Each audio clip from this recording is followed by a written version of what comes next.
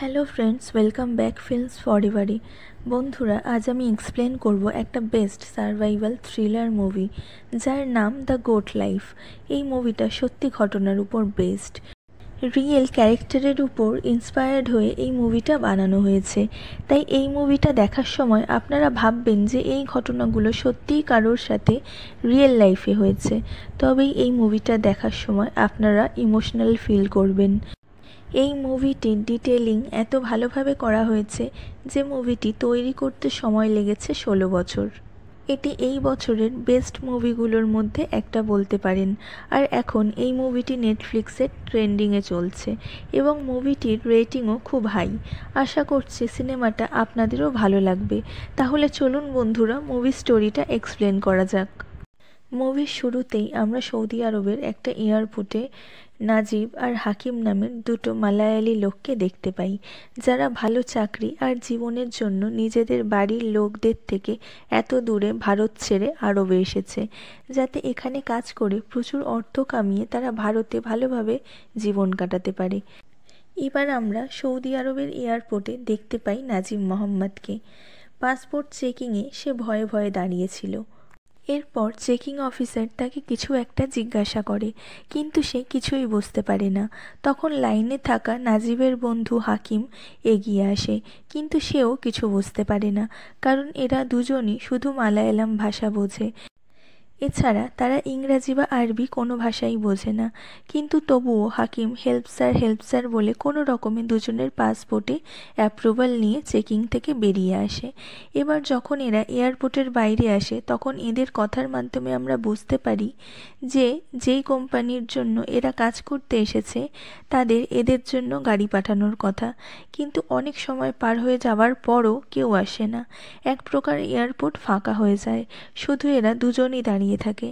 Saudi আরবে যেহেতু আরবি ভাষাই চলে, তাই এরা নিজেদের প্রবলেমের কথা কাউকে বলে হেল্পও চাইতে পারছিল না। এরপর ভাগ্য করে তারা একটা লোককে পেয়ে যায় যে তাদের কথা বুঝতে পারছিল, যার সাহায্যে তারা সেই কোম্পানিতে ফোন করে যেখানে তাদের যাওয়ার কথা। কিন্তু কোম্পানিতে কেউই কল ধরে না। তখন ওই লোকটা ওদের বলে যে আজকে ফ্রাইডে, আর সৌদিতে ফ্রাইডের দিন সব অফিস বন্ধ থাকে। এই কথা জানার পর নাজিব আর হাকিম এয়ারপোর্টের বাইরে চলে আসে। তারা আবার ওয়েট করা শুরু করে, এই ভেবে যে তাদের কেউ তো নিতে আসবে। ওখানে অপেক্ষা করতে করতে রাত হয়ে যায়। তখন ওরা ওখানে আরও অনেক লোককে দেখতে পায় যারা অন্যান্য কান্ট্রি থেকে এসেছিল। এখানে একটা অদ্ভুত ব্যাপার হয়, বাকি লোকেদের তাদের কোম্পানির লোকরা নিতে চলে এসেছিল, শুধু তারাই দুজন থেকে যায়। যাক, অনেকক্ষণ পর সেখানে একটা শেখ আসে যার নাম হয় সিনিয়র কাফিল। সে এখানে এসে নাজিব আর হাকিমের পাসপোর্ট চেক করে আর তাদেরকে নিজের সাথে যেতে বলে। এরা দুজন ভাবে যে কোম্পানি থেকেই কেউ হয়তো এদেরকে নিতে এসেছে, তাই তারা দুজনেই এর সাথে চলে যায়। ওরা দুজনেই কাফিলকে অনেক কিছু জিজ্ঞাসা করতে চায়, কিন্তু আরবি ভাষা না জানার জন্য এরা তার সাথে তেমন কিছুই বলে উঠতে পারে না। নাজিব কাফিলের কাছে একটু জল খেতে চায়, কিন্তু কাফিল তাকে জল দেয় না। এবার কাফিল ওদেরকে টেম্পোতে বসিয়ে কোথাও একটা নিয়ে যায়, আর এটা দেখে তারা দুজনেই শকড হয়ে যায়, কারণ ওদের তো এইটা বলা হয়েছিল যে ওদের নেওয়ার জন্য এসি বাস পাঠানো হবে। যাক, এটা নিয়ে ওরা আর তেমন কিছু ভাবে না, কারণ ওরা ভাবছিল যে এই কয়দিনে অনেক টাকা কামিয়ে যত তাড়াতাড়ি সম্ভব ওদের বাড়ি ফিরতে হবে। এরপর এদের যাত্রা শুরু হয় অজানা গন্তব্যের উদ্দেশ্যে। যাওয়ার পথে হাকিম একটু ঘুমিয়ে পড়েছিল। মরুর ঠান্ডা হাওয়ায় শীত লাগায় নাজিম হাকিমের গায়ে একটা পাতলা কম্বল জড়িয়ে দেয়, আর নিজেও কানে একটা গামছা জড়িয়ে নেয়। অনেকক্ষণ গাড়ি চলার পরও তারা বুঝতে পারে না তাদের কোথায় নিয়ে যাওয়া হচ্ছে। একটা খামারের কাছে এসে গাড়ি থামে, যার ঝাঁকুনিতে হাকিমের ঘুম ভেঙে যায়। এরপর হাকিমকে গাড়ি থেকে নামতে বলা হয়, যার সাথে নাজিবও নেমে যায়। কিন্তু কাফিল নাজিবকে গাড়ি থেকে নামতে বারণ করে আর হাকিমকে জোর করে নিয়ে চলে যায়। এরা বুঝতে পারছিল যে এরা কোনো ভুল জায়গায় এসে পড়েছে, তাই নাজিব কাফিলকে বারবার রিকোয়েস্ট করে তাকে একটা কল করতে দেওয়ার জন্য, কিন্তু তাকে কল করতে দেওয়া হয় না। নাজিব কোনোভাবে তার বন্ধুকেও আটকাতে পারে না, আর এরপর তাকেও সেখান থেকে নিয়ে চলে যাওয়া হয়। নাজিবকে একটা অন্য জায়গায় নিয়ে চলে আসা হয়। নাজিব তাদেরকে হিন্দিতে বোঝানোর অনেক চেষ্টা করে, কিন্তু তারা হিন্দি কথা কিছুই বুঝতে পারছিল না। যার পর কাফিল নাজিবকে এখানের এক খামারের হাতে তুলে দিয়ে দ্রুত চলে যায়। তাই এবার নাজিব পুরোপুরি হতাশ হয়ে যায়। সে কিছুই বুঝতে পারছিল না যে সে এবার কি করবে, কোথায় যাবে। এই বিস্তীর্ণ মরুভূমির মাঝে কেই বা তাকে সাহায্য করবে। হঠাৎ নাজিব একজন ইন্ডিয়ান হিন্দিওয়ালা লোককে দেখতে পায়, কিন্তু লোকটা তার বা সে লোকটার কোনো ভাষাই বুঝতে পারছিল না, কারণ নাজিব তো মালায়ালাম ছাড়া কোনো ভাষাই বোঝে না। নাজিব ইশারায় লোকটাকে বোঝায় সে জল খেতে চায়। লোকটা নাজিবকে পাশের একটা ট্যাঙ্ক দেখিয়ে দেয়। নাজিব ট্যাপ খুলে প্রাণ ভরে জল খায়। তারপর ট্যাঙ্কের গায়ে হেলান দিয়েই সে বসে পড়ে। চোখটা সবেই লেগে এসেছে এমন সময় একটা উট তার মুখের কাছে চলে আসে, যেটা দেখে সে খুব ভয় পেয়ে যায়, কারণ এর আগে সে কখনো উট দেখেনি। নাজিব এবারও ইশারায় হিন্দিওয়ালা লোকটার কাছে জিজ্ঞাসা করে শোবার জায়গা কোথায়, কিন্তু লোকটা কি বলে সে কিছুই বুঝতে পারে না। তাই সে নিজের বুদ্ধি খাটিয়ে পাশের কাফিলের তাঁবুতে গিয়ে শুয়ে পড়ে। সারাদিনের ধকলের পরে একটু শুতে পেয়ে সে খুব আরাম পায়। যার পরে ফ্ল্যাশব্যাকে সে নিজের অতীতের কথা ভাবতে থাকে, যেখানে আমরা দেখতে পাই সে নদী থেকে বালি তোলার কাজ করে। আর এখানেই সে জানতে পারে যে বিদেশ যাওয়ার জন্য এখন ভিসা পাওয়া যাচ্ছে। আসলে তার এক বন্ধুর জামাইবাবুর কাছে দুটো ভিসা আছে। আর তার বন্ধুর থেকে সে এটাও জানতে পারে যে বিদেশ গিয়ে অনেক বেশি টাকা কামানোও সম্ভব, কিন্তু ভিসা আর পাসপোর্ট করার জন্য 30,000 টাকার দরকার, যেটা তার কাছে নেই। তাই সে বাড়ি বন্ধক দিয়ে টাকা অ্যারেঞ্জ করেছে। আর এরপর সে সেই বন্ধুর জামাইবাবুর কাছে গিয়ে তার হাতে 30,000 টাকা তুলে দিয়ে আসে। বাড়ি ফিরে নাজিব দেখে তার বিদেশ যাওয়ার উপলক্ষে তার মা আর তার বউ তার জন্য আচার, নাড়ু এইসব বানাচ্ছে। নাজিব তাদের সাথে নিজেদের জীবন গোছানো আর বিদেশ যাওয়ার গল্প করতে থাকে। এখানেই আমরা জানতে পারি তার বউ প্রেগনেন্ট। মরুভূমির তাঁবুতে শুয়ে সে নিজের আর নিজের বউয়ের কাটানো সুন্দর স্মৃতিগুলোর কথা মনে করছিল। এরপর সিন চলে আসে প্রেজেন্ট সময়ে, যেখানে আমরা দেখি হঠাৎই কাফিল এসে তাকে লাথি মারে আর ভয় পেয়ে সে উঠে পড়ে। এরপর কোনো কারণ ছাড়াই লোকটা নাজিবকে গালাগাল আর মারধর দিয়ে তাঁবু থেকে বের করে দেয়। নাজিব তার ভাষা না বুঝলেও তার ব্যবহারে সে বুঝতে পারে যে সে তাকে চাকরের চোখে দেখছে, আর চাকর হয়ে সে মালিকের পাশে শুয়ে আছে এইটা কাফিল মানতে পারেনি, তাই তাকে এইভাবে বের করে দিয়েছে। নাজিব কোনো রকমে গুটিসুটি মেরে একটা পরিত্যক্ত গাড়িতে শুয়ে রাতটা কাটিয়ে দেয়। সকালে ঘুম ভাঙলে সে হিন্দিওয়ালা লোকটাকে ভেড়ার দুধ দুইতে দেখে। নাজিব তার কাছে গেলে সেই লোকটা তাকে এক জগ দুধ হাতে ধরিয়ে দিয়ে ভিতরে দিয়ে আসতে বলে, কিন্তু নাজিব লোকটার কথা না বুঝতে পেরে নিজেই খেতে শুরু করে। তৎক্ষণাৎ লোকটা তাকে থামিয়ে ইশারার মাধ্যমে ভালো করে বোঝায় তাঁবুতে থাকা কাফিলকে দুধটা দিয়ে আসার জন্য। সে দুধটা নিয়ে ভিতরে গেলে কাফিল পুরো দুধটা খেয়ে নেয়। এবার নাজিব কাফিলকে বলে যে সে এখান থেকে যেতে চায়। নাজিব তাকে বোঝানোর অনেক চেষ্টা করে যে সে কোম্পানিতে কাজ করার জন্য এখানে এসেছিল, তাকে ভুল করে এখানে নিয়ে আসা হয়েছে, কিন্তু নাজিবের কোনো কথাই সে বুঝতে চায় না। উল্টে তাকে ধাক্কা মেরে তাঁবু থেকে বের করে দেয়। তখনই সেখানে আগের দিনের কাফিল চলে আসে, যে তাকে এখানে ছেড়ে রেখে গিয়েছে। তাকে দেখে নাজিব আবারও বলে যে তাকে কোম্পানির কাজ দেওয়ার জন্য এখানে পাঠানো হয়েছিল। এই ধুধু মরুভূমিতে সে থাকতে চায় না, সে বাড়ি ফিরতে চায়। সে বাড়িঘর বন্ধক দিয়ে এখানে এসেছে, তাই সে কাজ না পেলে তার বাড়ির লোক পথে বসবে। এবার নাজিব নিজের কথা সত্যি প্রমাণ করার জন্য নিজের কাছে থাকা একটা নোটবুক এনে এদেরকে দেখায়, যেখানে টাকার হিসাব আর তার কাফিলের ফোন নাম্বারও দেওয়া আছে। সেটা দেখে বড় কাফিল নোটবুকটা ছিঁড়ে ফেলে দেয়। মুহূর্তেই নাজিবের ভাগ্যের চাকাটাও এখানেই থমকে যায়। সে কান্নায় ভেঙে পড়ে, কিন্তু এখানে তার কান্না শুনবেই বা কে। কিছুক্ষণ পর দুই কাফিল রুটি বানাতে বসে। তারা নাজিবকেও ডাকে। প্রথমটায় নাজিব তাদের ডাকে সাড়া না দিয়ে রাগ করে বাইরেই বসে থাকে। এরপর বড় কাফিল তাকে রুটি দেখিয়ে ইশারায় সেটা খাওয়ার কথা বলে। এবার নাজিব রাগ ভুলে তাদের দিকে এগিয়ে যায়, কারণ অনেকক্ষণ না খাওয়ার কারণে তার প্রচণ্ড খিদে পেয়েছিল। আর সে রুটিটা পেয়ে রাক্ষসের মতো খেতে শুরু করে। দ্রুত খাওয়ার কারণে তার গলায় বারবার খাবার আটকে যাচ্ছিল আর চোখ ভরে উঠছিল অনুশোচনার জলে। খাওয়া শেষ করে নাজিব সেই হিন্দিওয়ালা লোকটার কাছে যায় আর তাকে জিজ্ঞাসা করে এখান থেকে মেন রোড কত দূর। লোকটা ইশারায় তাকে বোঝায় তার পক্ষে মেন রোডে পৌঁছানো সম্ভব না, কারণ এখান থেকে মেন রোড অনেক দূর। এটা শুনে নাজিব দিশেহারা হয়ে পড়ে। এভাবেই মরুভূমিতে কেটে যায় আরও একটা দিন। রাতের বেলায় নাজিব ছিঁড়ে ফেলা কাগজের টুকরোগুলো মেলানোর চেষ্টা করছিল, কিন্তু এখন তো নাজিবের ভাগ্যের রেখাটাই এলোমেলো হয়ে গিয়েছে, তাই সে আর ছেঁড়া কাগজ মেলাবে কী করে। নাজিব আবারও তার স্ত্রীর সাথে কাটানো সুন্দর মুহূর্তগুলো ভাবতে শুরু করে। তাদের অনাগত সন্তানের নাম ঠিক করা, তার জীবন সুন্দর করার প্ল্যান করা, এমনকি স্টেশনে ছাড়তে আসার সময় তার ওয়াইফের ছলছলে চোখ দুটোর কথাও তার মনে পড়ে। এসব ভেবেই তার রাতটা কেটে যায়। সকালে নাজিব বাথরুম করছিল, তখন কাফিল গিয়ে তাকে লাথি মারে আর জলের মগটা নিয়ে চলে আসে, যেটা দেখে নাজিব অবাক হয়ে যায়। তখন হিন্দিওয়ালা লোকটা তাকে ইশারায় বোঝায় যে সেখানে জল খরচ করা অপরাধ। সে যেন বালি দিয়েই নিজেকে পরিষ্কার করে নেয়। কিছুক্ষণ পর সেখানে একটা লোক আসে জলের ট্যাঙ্ক লোড দেওয়ার জন্য।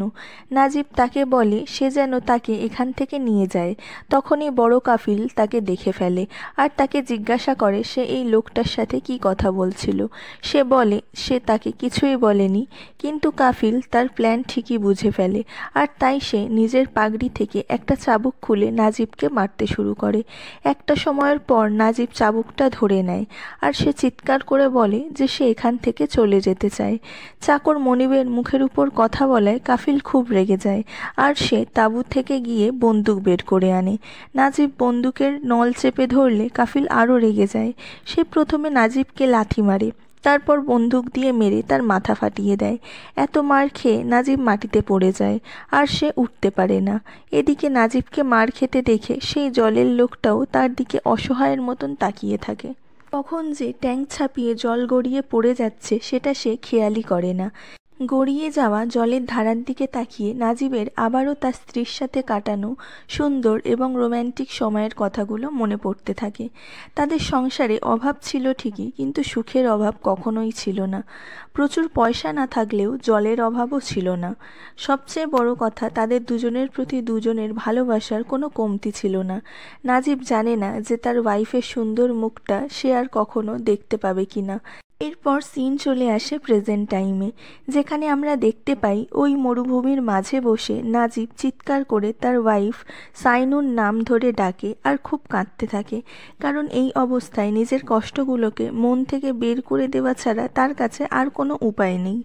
সকালে নাজিবের ঘুম ভাঙে ছোট কাফিলের ডাকে। সে ইশারায় নাজিবকে দুধ দুইতে বলে, কিন্তু এমন কাজ তো নাজিব আগে কখনোই করেনি, তাই সে প্রথমেই ভেড়ার লাথি খেয়ে পড়ে যায়। ছোট কাফিল কোনোভাবে নাজিবকে বুঝিয়ে দেয় যে কিভাবে দুধ দুইতে হয়। এরপর নাজিব তাকে সেই হিন্দিওয়ালা লোকটার কথা জিজ্ঞাসা করে। উত্তরে কাফিল বলে যে সে মারা গিয়েছে, তাই এখন থেকে তার সব কাজ নাজিবকেই করতে হবে। এরপর সে নাজিবকে দুধের পাত্রটা হাতে ধরিয়ে দিয়ে সেখান থেকে চলে যায়। কয়েকবার চেষ্টা করার পর অ্যাট লাস্ট সে দুধ দোয়াতে পারে। এরপর সে ভেড়ার পাল নিয়ে চড়াতে যায়। সেখানে দুটো ভেড়া নিজেদের মধ্যে মারামারি করতে থাকে। নাজিব তাদের আটকাতে গেলে অন্য একটি ভেড়া পিছন থেকে এসে নাজিবকে গুতিয়ে দেয়। সে উঠে বসলে ভেড়াটা আবার তাকে গুঁতো মারে, যার ফলে নাজিব জ্ঞান হারিয়ে মাটিতে পড়ে যায়। এই সব দৃশ্য বড় কাফিল দূর থেকে দেখছিল। এরপর সে একটা ফাঁকা গুলি করে, যার আওয়াজে ভেড়াগুলো সব পালিয়ে যায়। এবার সে নাজিবের কাছে গিয়ে তার জ্ঞান ফেরানোর জন্য তার মুখে একটু জল দেয়। জ্ঞান ফিরলে নাজিব একটু জল খেতে চায়। সে নাজিবকে এক ঢোক জল দেয়। নাজিব কোনো রকমে উঠে দাঁড়িয়ে কাফিলের কাছে রিকোয়েস্ট করে যে তার খুব লেগেছে, তাকে যেন হাসপাতালে নিয়ে যাওয়া হয়, কিন্তু বড় কাফিল তার কোনো কথাই শোনে না। উল্টে সে নাজিবকে ভেড়া চড়ানোর নির্দেশ দিয়ে সেখান থেকে চলে যায়। এইভাবেই কেটে যায় কয়েক মাস বা কয়েক বছর। সময় সম্বন্ধে নাজিবের কোনো আইডিয়াই নেই, কারণ নাজিব জানেই না যে সে এখানে কতদিন ধরে আছে। একদিন সেখানে দুটো লোক ভেড়ার লোম সংগ্রহ করতে আসে। তখন সেখানে দাঁড়িয়ে থাকা গাড়িটার লুকিং গ্লাসে নাজিব নিজেকে দেখে হতভম্ব হয়ে যায়, কারণ এখন তার মুখ ভর্তি দাড়ি, উস্কো খুস্কো চেহারা, গায়ে নোংরা জামা, সে যে নিজেকেই আর নিজে চিনতে পারছিল না। ঠিক সেই সময় নাজিবের পিছনে বড় কাফিল চলে আসে, আর সে নাজিবকে আয়নায় মুখ দেখতে দেখে একটা পাথর ছুঁড়ে সে আয়নাটা ভেঙে দেয়। এরপর অনেক গালাগালি দিয়ে কাফিল তাকে সেখান থেকে সরে যেতে বলে। কাফিল সেখান থেকে চলে যাওয়ার পর নাজিব ওই ভাঙা কাচের এক টুকরো নিয়ে নিজের দাড়ি কাটার চেষ্টা করে, কিন্তু কাঁচে তেমন ধার না থাকায় সে দাড়ি কাটতে পারে না।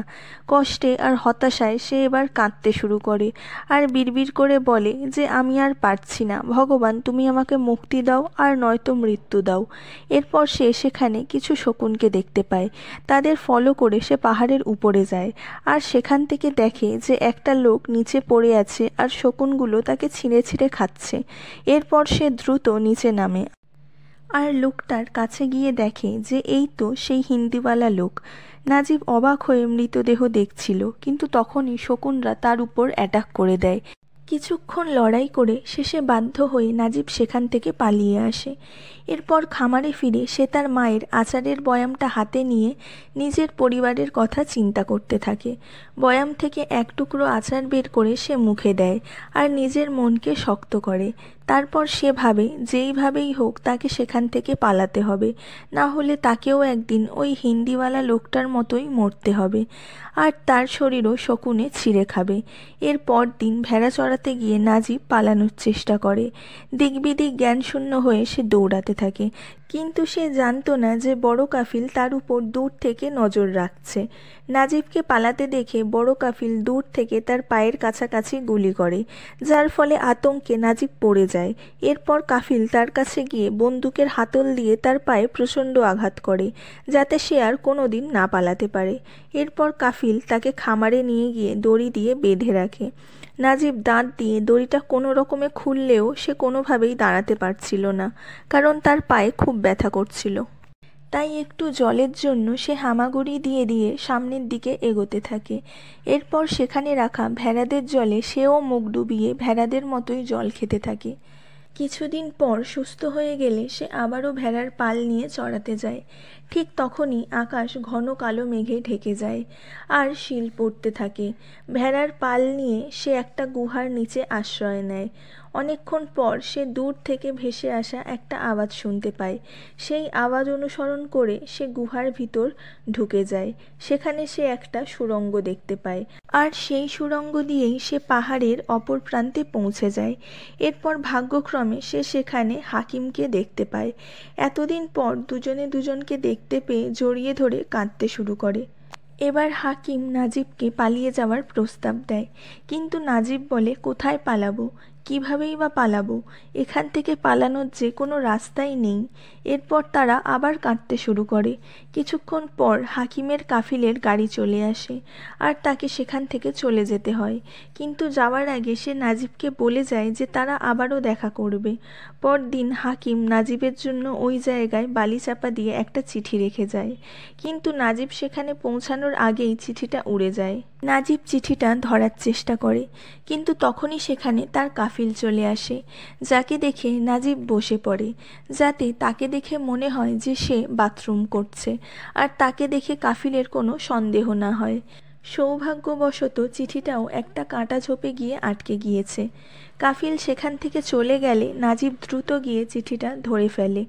হাকিম চিঠিতে লিখেছে যে তার ওখানে একটা আফ্রিকান অনেক বছর ধরে কাজ করছে, আর সে এখানে সব রাস্তাঘাটই চেনে, তাই সে তাদেরকে এখান থেকে পালাতে সাহায্য করবে। নাজিব যেন পালানোর জন্য রেডি থাকে। চিঠিটা পড়ে অনেক দিন পর নাজিব যেন একটু আশার আলো দেখতে পায়। এরপর এরা তিনজন মিলে সেখান থেকে পালানোর প্ল্যান তৈরি করতে থাকে। কয়েকদিন পর এদের পালানোর একটা সুযোগও চলে আসে। সেখানের এক সম্ভ্রান্ত পরিবারে একদিন কাফিলদের নিমন্ত্রণ হয়, তাই এরা খামারের সব দায়িত্ব নাজিব আর হাকিমদের মতোই লোকেদের হাতে দিয়ে চলে যায়। কাফিল যাওয়া মাত্রই নাজিব প্রস্তুতি নিতে শুরু করে। বহুদিন পর সে স্নান করে আর নিজের ব্যাগ থেকে জামা কাপড় বের করে সে পরে, কিন্তু এখানে এত কষ্টে দিন কাটানোর ফলে নাজিবের সেই আগের চেহারা আর নেই, ফলে বারবারই তার কোমর থেকে প্যান্ট খুলে যাচ্ছিল। তাই এবার সে একটা দড়ি দিয়ে প্যান্টটাকে বাঁধে আর নিজের মায়ের দেওয়া এক টুকরো আচার মুখে দিয়ে সে আবারও নিজের মনটাকে শক্ত করে। তারপর সে উট আর ভেড়াদের খাবার দিয়ে তাদেরকেও বিদায় জানায়। সে বলে, তোরা ভালো থাকিস, আমি চলে যাচ্ছি, আমি আর কখনো ফিরবো না। অন্যদিকে হাকিমার সেই আফ্রিকান লোকটা তাকে নিতে চলে এসেছে। এই আফ্রিকান লোকটার নাম খাদেরি। এই খাদেরি তাদের একমাত্র পথপ্রদর্শক। তারা পথ চলা শুরু করে। যেতে যেতে রাত হয়ে যায় এবং তাদের পিপাসা পায়। তারা দূরে নিচের দিকে একটি খামার দেখতে পায়। খাদেরি তাদের বলে যে তোমরা এখানেই দাঁড়াও, আমি তোমাদের জন্য জল নিয়ে আসছি। সে জল নিতে নিচে যায় আর সেখানে আওয়াজ হওয়ার কারণে খামারের কাফিল জেগে যায় আর সে তাদের উপর গুলি করতে থাকে। কোনো রকমে প্রাণ বাঁচিয়ে তারা সেখান থেকে পালিয়ে যায়। মৃত্যু ভয়ে নাজিব সেখানে নিজের ব্যাগটাও ফেলে আসে। দৌড়াতে দৌড়াতে তারা ক্লান্ত হয়ে অবশেষে বালির উপরই ঘুমিয়ে পড়ে। সকালে উঠে তারা আবার হাঁটা শুরু করে। হাঁটতে হাঁটতে নাজিব দূরে জলের মতো কিছু একটা দেখতে পায়। আনন্দে সে হাকিমকেও ডেকে দেখায়। আনন্দে তারা দুজনেই জলের দিকে ছুটে যাচ্ছিল, কিন্তু খাদেরি জানতো যে সেখানে কোনো জলই নেই। সে এদের দুজনকে থামানোর চেষ্টা করে, কিন্তু এরা খাদেরির কোনো কথাই শোনে না। পিপাসার্ত নাজিব আর হাকিম দিক বিদিক জ্ঞান হারিয়ে মরীচিকার পিছনে ছুটতে থাকে। কিন্তু কিছুটা যাওয়ার পর হাকিম বুঝতে পারে যে আসলেই সেখানে জল বলে কিছুই নেই, পড়ে আছে শুধু একটা মরা উটের ফসিল। এই দৃশ্য দেখে হাকিম আঁতকে উঠে নাজিবকে জড়িয়ে ধরে। তারা দুজনেই আশাহত হয়। তারা আবারও হাঁটা শুরু করে। কিছুক্ষণ হাঁটার পর নামাজের সময় হয়ে যাওয়ায় তারা তিনজনেই দাঁড়িয়ে নামাজ পড়তে থাকে। আর ঠিক তখনই খাদেরি দেখতে পায় মরুভূমির বিষধর সাপ শয়ে শয়ে বেরিয়ে আসছে। খাদেরি হাকিমকে নিয়ে সেখান থেকে সরে যায়, কিন্তু নাজিব সাপেদের চলার পথেই আটকে পড়ে। তখন খাদেরি তাকে স্থির হয়ে দাঁড়িয়ে থাকার উপদেশ দেয়। ফলে সাপ নাজিবকে কিছুই করে না, তার পায়ের উপর দিয়ে স্বাভাবিকভাবেই চলে যায়। কিন্তু উত্তপ্ত বালিতে অনেকক্ষণ খালি পায়ে একভাবে দাঁড়িয়ে থাকার ফলে নাজিবের পায়ে ফোস্কা পড়ে যায়।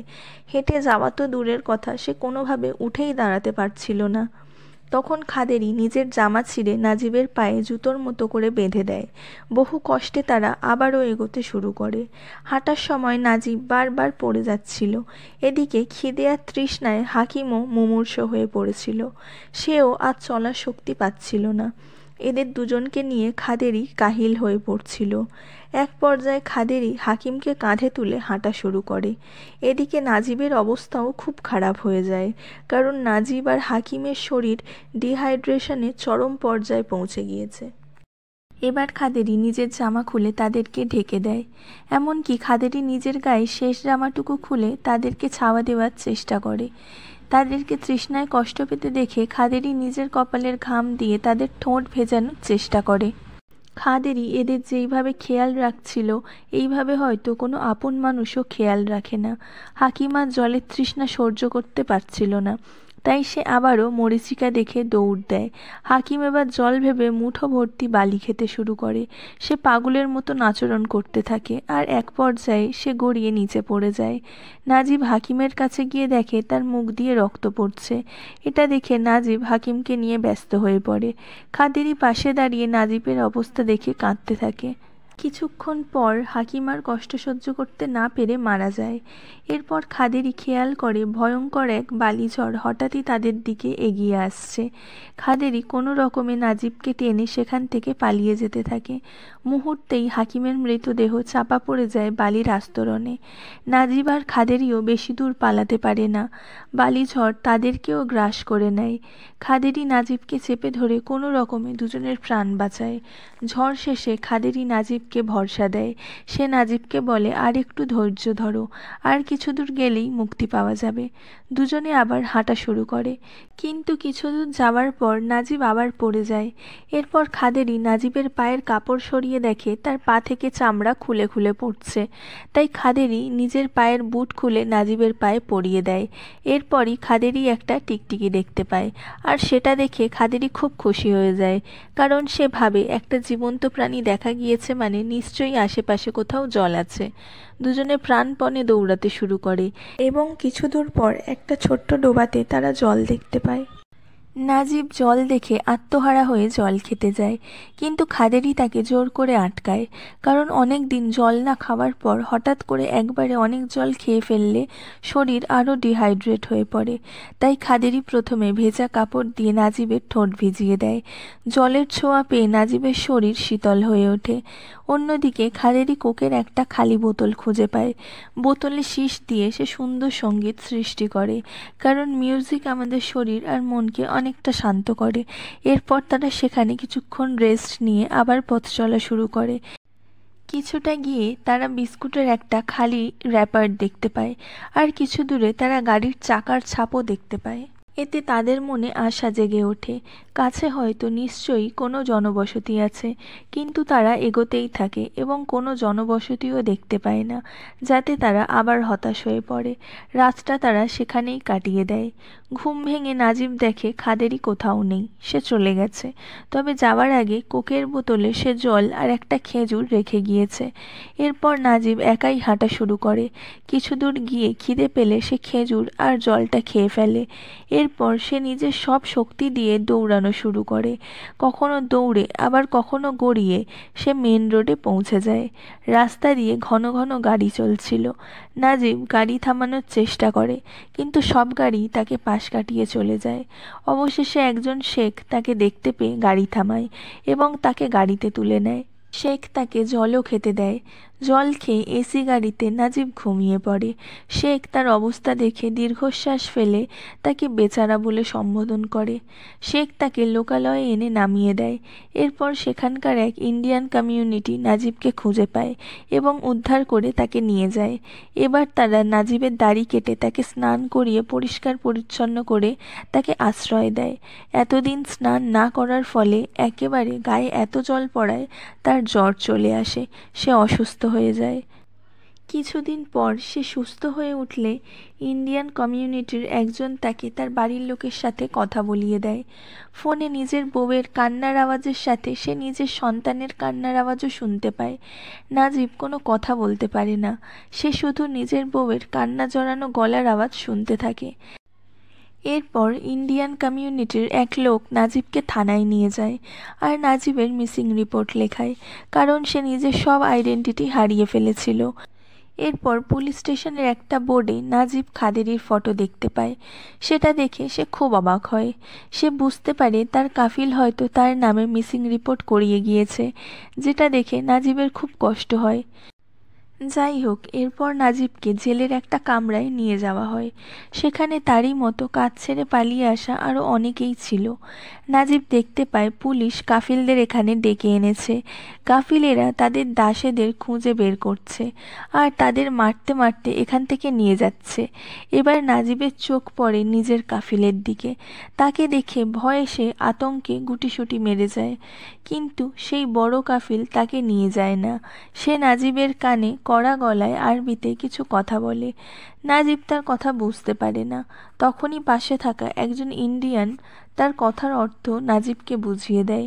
সে বলে যে এই লোক তোমার কাফিল নয়, বরং সে আরেকজনের জায়গা পূরণ করতে তোমাকে নিয়ে গিয়েছিল। আর নাজিব যদি তার নিজের দাস হতো, তাহলে আবারও সে মারতে মারতে নাজিবকে এখান থেকে নিয়ে যেত। এই কথাটা শুনে নাজিবের পুরো জীবন ওলটপালট হয়ে যায়, কারণ এতদিনে সে অন্য কারোর বদলে দাসত্ব করছিল। এরপর আমরা দেখি নাজিবের কাছে তার নিজের পাসপোর্ট বা কোনো আইডেন্টিফিকেশন না থাকায় তার 3 মাসের জেল হয়, যার পর সরকার তাকে দেশে পাঠানোর ব্যবস্থা করে। এতদিন পর বাড়ি ফেরার আনন্দ নাজিবের মনে এতই বেশি ছিল যে এই 3 মাসের সময়টাও নাজিবের কাছে অনেক মনে হচ্ছিল।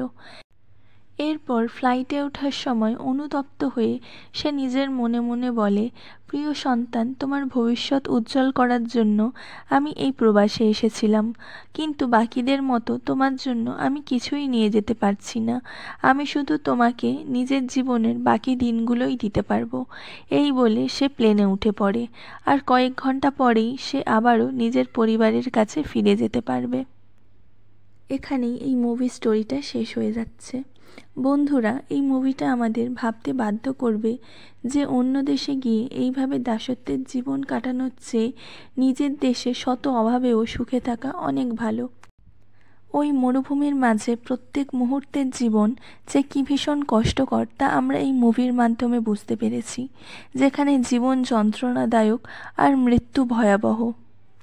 একটাই কথা বলবো বন্ধুরা, 3 ঘন্টার একটা মুভি বা এই স্টোরি এক্সপ্লেনেশনের মাধ্যমে একটা মানুষের জীবনে 4 বছরের যন্ত্রণা বোঝানো সম্ভব নয়, কারণ সেই মানুষটাকে হয়তো ওই 4 বছরে আরও অনেক কষ্ট সহ্য করতে হয়েছে, যেটা 3 ঘন্টার একটা মুভিতে ফুটিয়ে তোলা সম্ভব নয়। আর এই মুভিতে পৃথ্বীরাজের অ্যাক্টিং অসাধারণ। তাহলে চলুন বন্ধুরা, আজকের ভিডিওটা এখানেই শেষ করছি। মুভির স্টোরিটা আপনাদের কেমন লাগলো কমেন্টে জানাবেন।